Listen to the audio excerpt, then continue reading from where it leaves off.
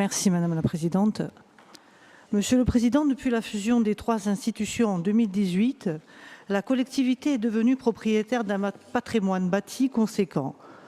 Cela implique des responsabilités importantes, l'entretien, la gestion, la mise aux normes et bien sûr des charges financières croissantes. Lors du BS voté en juillet dernier, la perspective d'un audit patrimonial avait été évoquée dans l'optique d'optimiser la gestion de notre patrimoine foncier. Malgré un parc immobilier important, nous continuons à louer des locaux à l'extérieur. Cette situation a représenté cette année 2 millions d'euros supplémentaires sur les services généraux pour les locations mobilières. Notre groupe vous a sollicité à 2 reprises pour qu'un travail d'inventaire soit réalisé afin d'envisager des pistes de rationalisation et d'optimisation. Nous souhaiterions que soit intégré le niveau d'occupation de chaque site, les travaux nécessaires à court et moyen terme et surtout la question de l'accessibilité. Nous appelons également de nos vœux un PPI pour les établissements scolaires dont la collectivité est propriétaire et donc responsable de l'entretien et de leur mise aux normes. Depuis la loi du 11 février 2005, tous les établissements recevant du public, notamment les établissements scolaires, doivent être accessibles aux personnes en situation de handicap. Cette obligation devait être pleinement respectée dès 2015. Je souhaiterais savoir si à ce jour, les établissements scolaires de la collectivité sont conformes aux normes d'accessibilité. Si ce n'est pas le cas, quand le seront-ils ? Monsieur le Président, je vous remercie de bien vouloir intégrer cette dimension d'accessibilité dans l'inventaire à venir. Et enfin, je voudrais conclure par une proposition concrète. Alors que s'ouvre prochainement la Semaine européenne pour l'emploi des personnes handicapées, je souhaiterais citer 2 exemples particulièrement symboliques. Notre hémicycle ici même et le Palais Lantivy, 2 lieux emblématiques mais toujours pas adaptés aux personnes à mobilité réduite. Pourquoi ne pas envisager au sein de ces 2 institutions l'installation de pupitres et d'espaces spécifiquement adaptés aux personnes en situation de handicap? Cela pourrait constituer un moyen d'encourager davantage ces personnes à se porter candidates de futurs mandats électifs. Ce serait, je pense, un geste fort et un véritable pas vers l'inclusion. Pensez-vous, Monsieur le Président, qu'il soit possible d'envisager cette mesure? Je vous remercie pour vos réponses. Ringraziabili. Collega da rispondere? O Presidente? Presidente, da parola. Vi ringrazio per la vostra questione. Je vais essayer d'y répondre de la façon la plus complète et précise possible. Rappelez d'abord que suite à la fusion, la collectivité de Corse est désormais propriétaire d'un patrimoine immobilier extrêmement conséquent, plus de 400 bâtiments, dont une grande partie sont dans un état qui mériterait des travaux importants.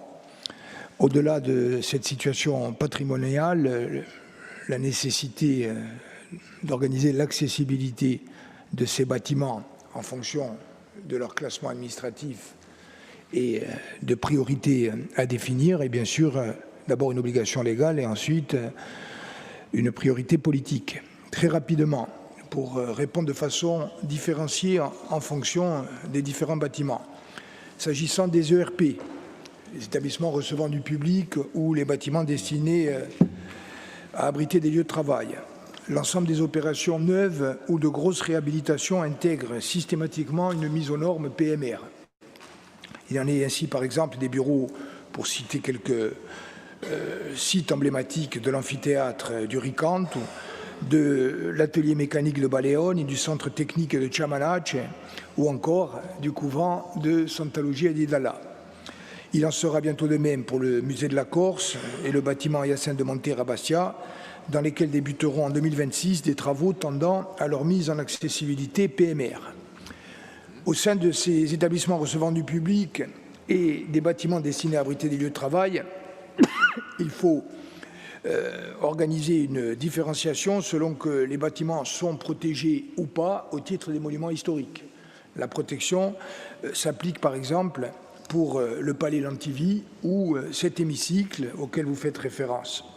Donc des dérogations y compris concernant la mise aux normes PMR, doivent être sollicités et accordés pour préserver le patrimoine architectural. Ici, nous avons pu d'ores et déjà réaliser certains aménagements, notamment pour faciliter l'accès aux espaces publics et presse.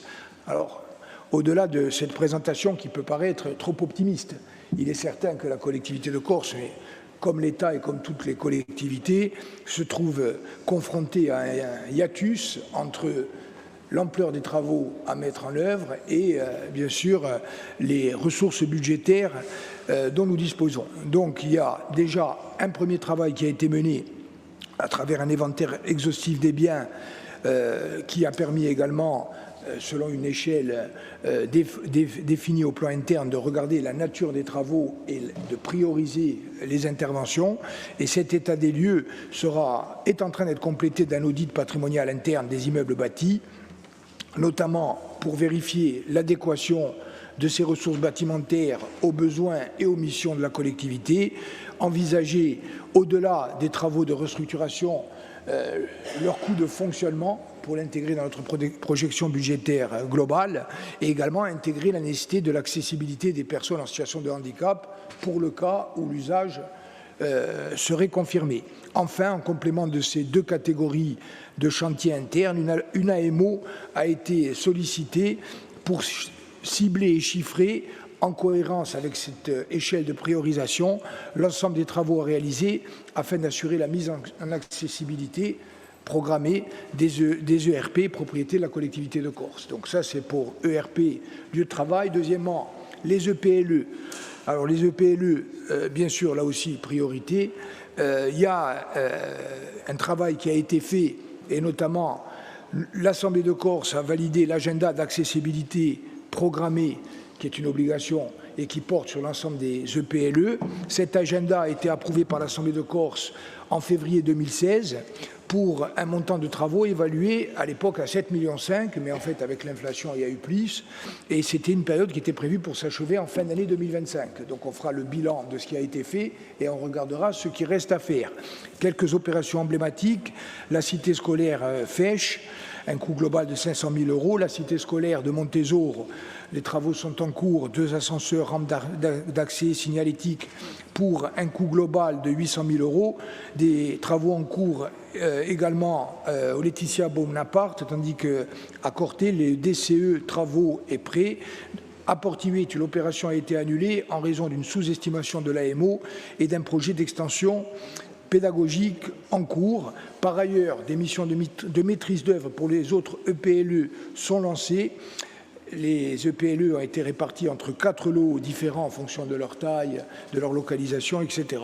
Troisième point, les médiathèques recevant du public, je tiens à votre disposition l'énumération. Et enfin, la situation des musées et des sites archéologiques. Or, les analyses sur la situation des sites et des musées est d'actualité, hein, on le sait. Vous avez vu que, bien que propriétaires, nous avons été informés, notamment par la presse, de ce que comptait faire l'État concernant les musées de la Corse. Je salue au passage l'engagement de l'ensemble des équipes de la collectivité de Corse, sous l'autorité de Madame Pecle, sur ce dossier qui est un dossier extrêmement complexe, mais dire que les musées, en fonction de leur architecture, ne peuvent pas proposer le même degré d'accessibilité. Construits après la loi de 2005, ceux de l'Altaroc et de Sartène répondent aux normes d'accessibilité.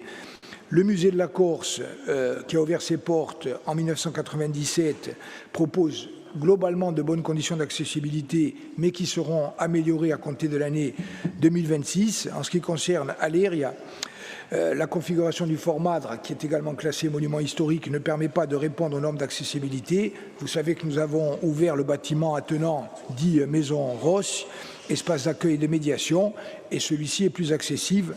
Enfin, la configuration du musée Pasquale Bauli à Morosaille, monument historique également, eu égard à la configuration, rend pratiquement impossible une amélioration de son accessibilité pour les PMR et bénéficie d'une dérogation.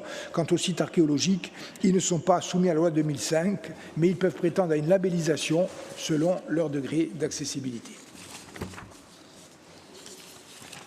Merci, Monsieur le Président. Je peux répondre, s'il vous plaît. Juste une Non.